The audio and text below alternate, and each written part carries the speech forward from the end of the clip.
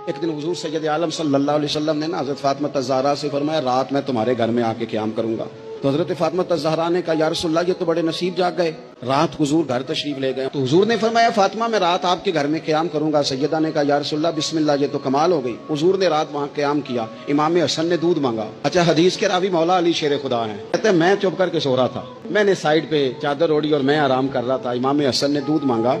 सैयदा फातिमा उठने लगी तो फरमाया, नहीं फातिमा आज मेरे साथ सोए हैं, दूध भी मैं ही पिलाऊंगा।